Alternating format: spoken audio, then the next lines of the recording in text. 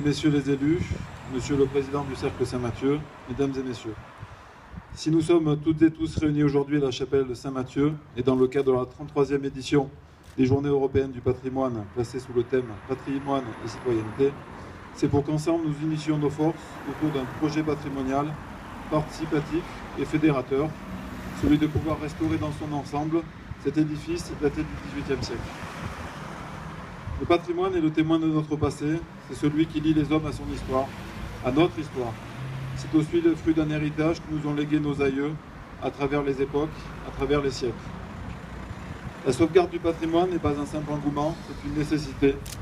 Au même titre que celles et ceux qui s'engagent en faveur de l'écologie et des espèces menacées, le patrimoine mérite qu'on s'y attarde et qu'on le défende.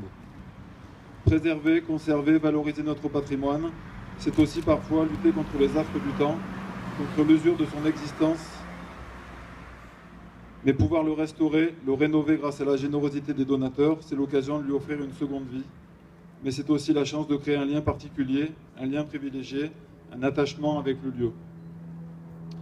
Restaurer un édifice religieux, ce n'est pas simplement permettre aux fidèles de pouvoir exprimer leurs croyances dans de bonnes conditions, c'est aussi garantir l'empreinte de notre histoire commune, un legs que nous avons reçu du fond des temps et qu'il nous revient de transmettre à nos enfants en bon état. Oui, la sauvegarde du patrimoine est l'affaire de toutes et tous, car il appartient à chacune et chacun d'entre vous. Nous en sommes tous propriétaires, nous avons une responsabilité collective envers lui et un devoir de mémoire vis-à-vis de celles et ceux qui ont construit ces lieux, qui les ont façonnés. Il serait facile de se dire « je ne fais rien, les autres feront », mais que pensez-vous que se disent les autres justement? J'en suis convaincu, la réponse, vous la connaissez. Aussi, quels que puissent être vos moyens, aussi petits soient-ils, j'en appelle à votre générosité.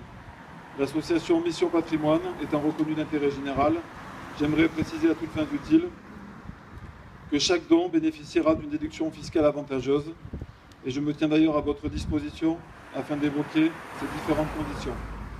J'en appelle également à celles et ceux qui ponctuellement auraient un peu de temps à consacrer à certaines tâches au sein de l'association et en particulier sur le terrain, pour la réalisation et la réussite de ce projet de mécénat.